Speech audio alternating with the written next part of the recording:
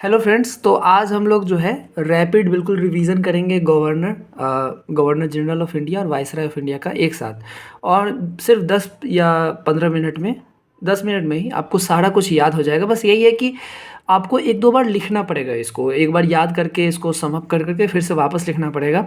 और एक बार अगर ये याद हो गया ना, गवर्नर जनरल ऑफ इंडिया और वाइसराय ऑफ इंडिया, फिर आपको कोई प्रॉब्लम नहीं होगा। एक तरह से ये हिस्ट्री का सबसे इम्पॉर्टेंट कोई चीज़ है तो ये है, क्योंकि इसके बाद आपको पॉलिटी में भी कोई प्रॉब्लम नहीं होगा और हिस्ट्री के मॉडर्न हिस्ट्री में भी ज़्यादातर आपको वो डेट को लेकर के कोई प्रॉब्लम नहीं रहेगा कि कोई चीज़ कहाँ पे हुआ है, तो वो रेफरेंस रहेगा आपके पास। बस ये है कि इसको आपको बिल्कुल मगअप कर लेना है।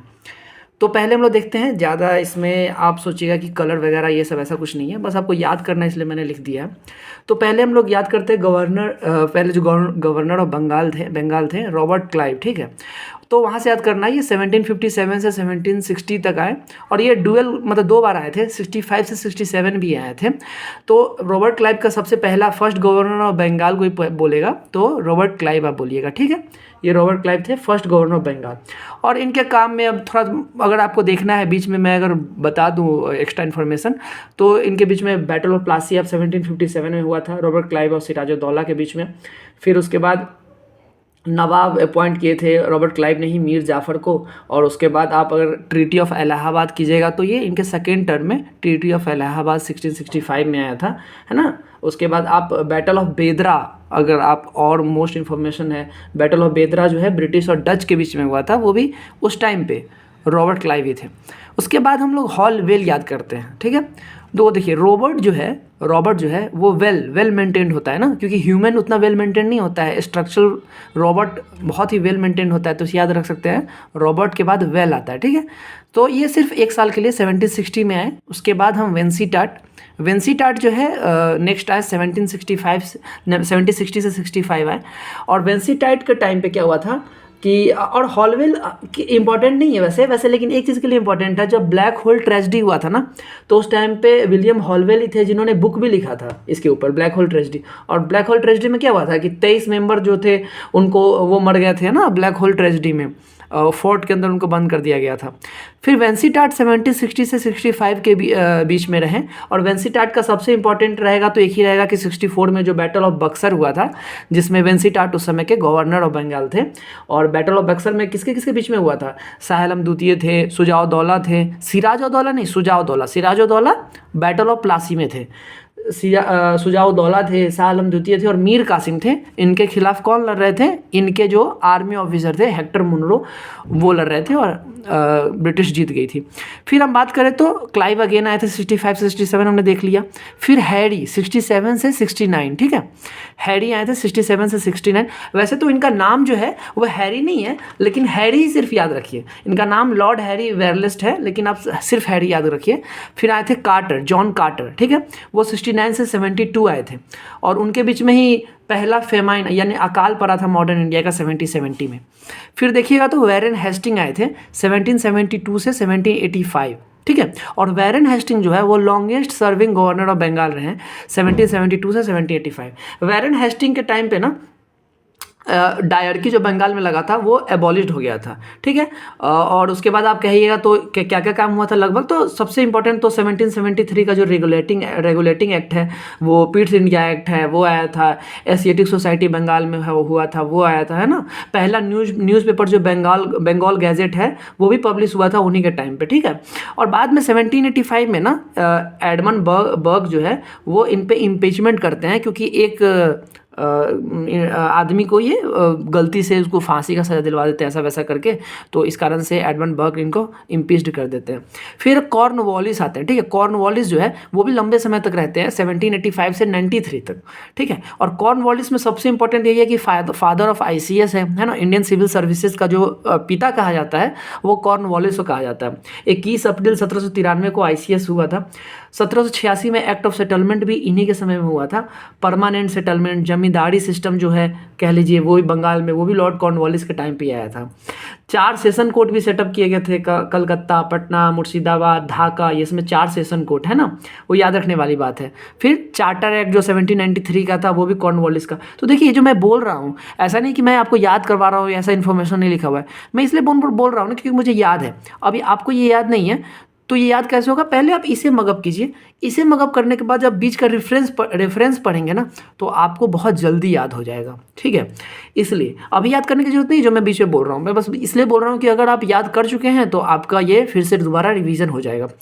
फिर कॉर्नवालिस के बाद जॉन सोर आते हैं। देखिए कॉर्न जो है पकने के बाद शोर करता है ना, कॉर्न जो मक्का होता है बहुत आवाज़ करता है ना, तो उसके बाद जॉन सोर आप याद रखते हैं। बीच बीच का कुछ कुछ इंपॉर्टेंट चीज़ आप याद रख लीजिए, बीच का फिर रेफरेंसेस आपके अपने आप बनते चले जाएंगे। फिर जॉन सोर जो है 1793 से 1798, ठीक है, 1793 से 1798 जॉन सोर आते हैं। उसके बाद आप देखिएगा 1798 से 1805 में जॉन सोर के बाद लॉर्ड वेलेस्ली आते हैं, ठीक है, लॉर्ड वेलेस्ली। और लॉर्ड वेलेस्ली जो है वो इंपॉर्टेंट काम करते हैं कुछ, है ना, सब्सिडरी अलायंस इंडिया में कह लीजिए तो वो करते हैं। फर्स्ट स्टेट जो एक्सेप्ट करता है इनका सब्सिडरी अलायंस, वो निज़ाम हैदराबाद के जो निज़ाम है वो करते हैं ना, तो इसे पता चले गया हुआ है। उसके बाद पता चलता है, उसके बाद हम लोग आते हैं बार्लो के बीच में। बार्लो, उनका मतलब कि सेटअप बहुत लो था। 1805 से 1807 उन्होंने कुछ खासा किया नहीं था, है ना। और उसके बाद क्या हुआ कि लॉर्ड मिंटो फर्स्ट जो है उन्होंने बहुत इंपॉर्टेंट काम किया था 1807 से 1813। 1807 से 1830 में ट्रीटी ऑफ अमृतसर हुआ था 1809 में, ठीक है, और महाराजा रंजीत सिंह के साथ। और 1813 में चार्टर एक्ट, वो तो 20-20 साल के बाद आता है ना, 1773 के बाद 1793, फिर 1813, फिर 1833, फिर 1853। फिर मिंटो वन के बाद लॉर्ड हेस्टिंग। अब देखिए इसमें कन्फ्यूजन क्या होता है, वैरन हेस्टिंग भी एक है ना 1772 से 1785, और यहाँ पे लॉर्ड हेस्टिंग भी है, तो आप कन्फ्यूजन नहीं होइएगा। लॉर्ड हेस्टिंग बाद में आते हैं, वैरन के बाद में आते हैं लॉर्ड, है ना। 1813 से 1823 लॉर्ड हेस्टिंग रहते हैं, 1823 से 18। इसमें जो ना सबसे ज़्यादा लड़ाई होती है अंग्रेजों की, 28 बैटल इसके बीच में लड़े जाते हैं, ठीक है, तो इस बहुत ज़्यादा लड़ाई होती है, बस ये याद रखिएगा, ठीक है। और लॉर्ड एम्बर्स्ट उसके बाद आते हैं, एम्बर्स्ट 1823 से 1828 लॉर्ड एम्बर्स्ट आते हैं। लॉर्ड एम्बर्स्ट का देखिएगा तो उन्होंने कुछ नहीं किया था, बस संस्कृत कॉलेज कलकत्ता में खोला था, और बैरकपुर कांड में उस समय आर्मी रिवॉल्ट भी हुआ था उन्हीं के टाइम पे, लॉर्ड एम्बर्स्ट के टाइम पे। थोड़े बहुत जो रिवोल्यूशनरी एक्टिविटीज़ है ना वो बीच में थोड़े बहुत चालू हो गए थे एम्बर्स्ट के टाइम पे। फिर बात करते हैं तो सबसे important first governor general of India Lord William Bentinck. Lord William Bentinck जो है उनको हम लोग first governor general of India बोलते हैं, ठीक ना, ये first governor general of India है। और 1828 से 1835 सबसे ज़्यादा आपको याद किस लिए होगा लॉर्ड विलियम बेंटिक, सती सिस्टम को इन्होंने प्रोहिबिट किया था इन्होंने, है ना, ठगी सिस्टम को भी प्रोहिबिट किया था, नरबली सिस्टम भी जो है 1833 में इन्होंने प्रोहिबिट किया था। तो मतलब प्रोहिबिट करने का मतलब है कि उससे निजात, उसको मना किया था, उसको प्रतिबंधित किया था, है ना। फिर उसके बाद मैकाले मिनट्स, जिस कारण से इंग्लिश जो है हमारा इंडियन एजुकेशन में ऐड हुआ, वो भी इन्हीं के टाइम पे आया था 1834 में, ठीक है। उसके बाद हम लोग बात करें तो विलियम बेंटिक के बाद चार्ल्स मेटकॉफ आते हैं, और चार्ल्स मेटकॉफ का ना एक इंपॉर्टेंट काम है कि he is known as the liberator of press. इनको प्रेस का मुक्तदाता कहा जाता है, लिबरेटर ऑफ प्रेस, और ये 1 साल के लिए रहते हैं। फिर उसके बाद लॉर्ड ऑकलैंड आते हैं, ठीक है, लॉर्ड ऑकलैंड। और लॉर्ड ऑकलैंड जो है ना 1836 से 42 रहते हैं, ठीक है। और 1836 से 42 के बीच में इन्होंने सबसे ज़्यादा इंपॉर्टेंट काम कुछ नहीं किया था, बस इतना याद रखना है कि ये इरिगेशन के लिए कैनाल वगैरह बनाए थे, और एक ब्लैक एक्ट लाए थे, काले एवं गोरे में भेद समाप्त किया गया था उसी टाइम पे, ब्लैक एक्ट कहते हैं, ठीक है। तो ये ऑकलैंड का काम था। फिर उसके बाद लॉर्ड एलन बोरो आए, है ना, लॉर्ड एलन बोरो ऐसे याद रखते भाई, एलन में पढ़ना हार्ड होता है ना, एलन जो है कोटा में उसे पढ़ना हार्ड होता है, तो एलन के बाद हार्डिंग आएगा, है ना, तो एलन में पढ़ाई हार्ड होता है, तो इससे हम लोग को याद रखना है, ठीक है। तो ऑकलैंड आए थे 1836 से 1842, और फिर 1842 से 44 एलन बोरो। फिर हार्डिंग 1844 से 1848 आए थे, ठीक है, 4 साल तक हार्डिंग रहे थे। हार्डिंग कितने साल तक रहे थे? 4 साल। और हार्डिंग के टाइम पे ही फर्स्ट एंग्लो सिख वॉर भी हुआ था, ठीक है, 1844 से 45 से 1846 तक। ट्रीटी ऑफ लाहौर भी इसी टाइम पे हुआ था 1864 में।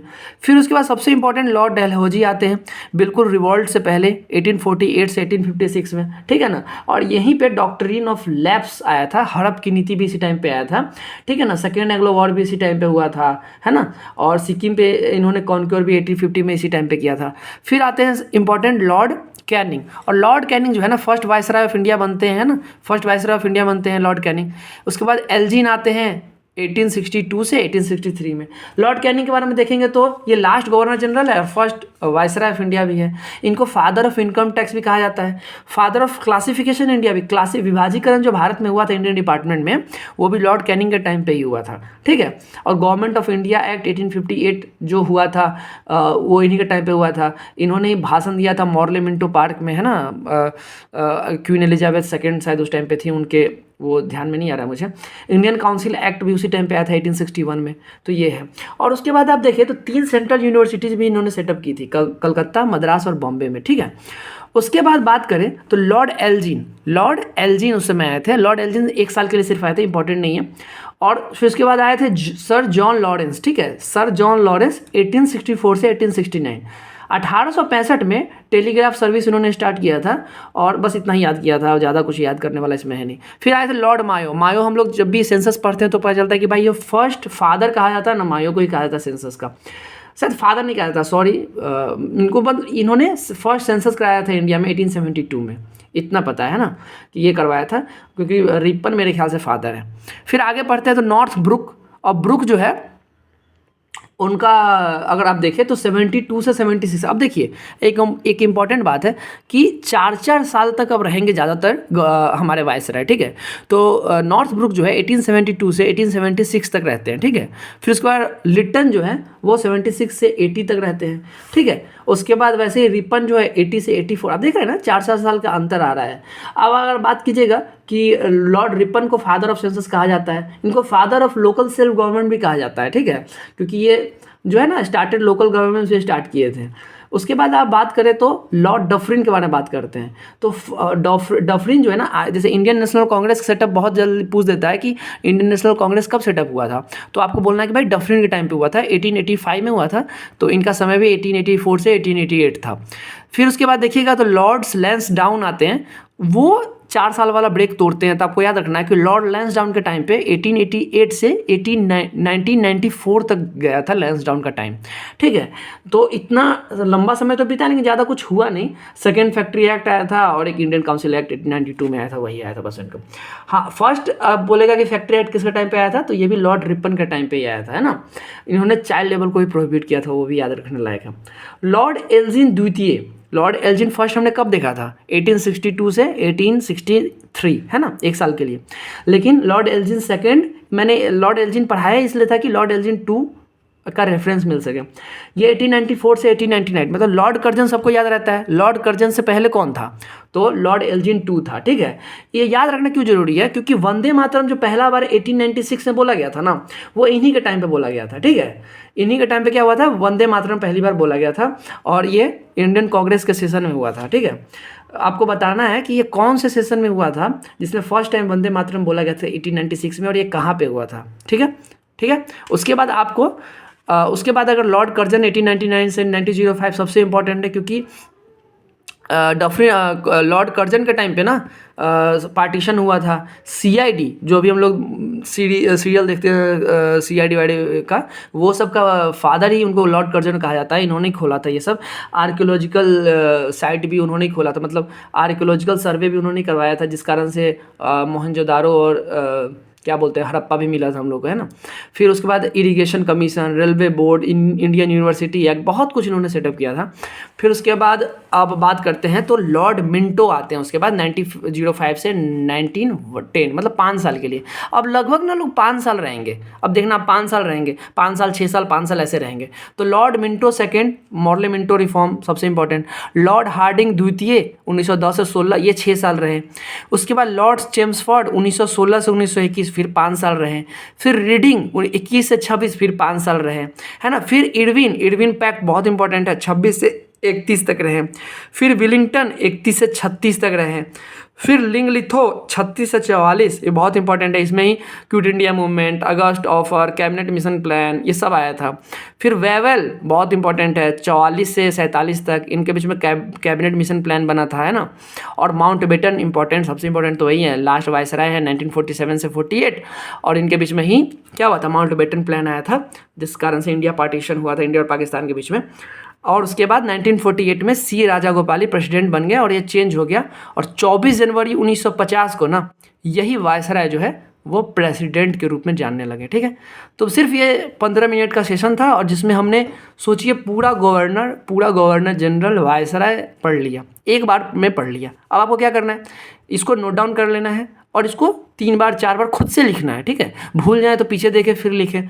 3 से 4 बार में ना आपके बिल्कुल दिमाग में आने लग जाएगा, चीज़ सेटअप होने लग जाएगी और फिर बहुत ही आसानी से आप इसको जो है वो पढ़ सकते हैं। ठीक है, तो थैंक यू और पढ़ते रहिए, खुश रहिए।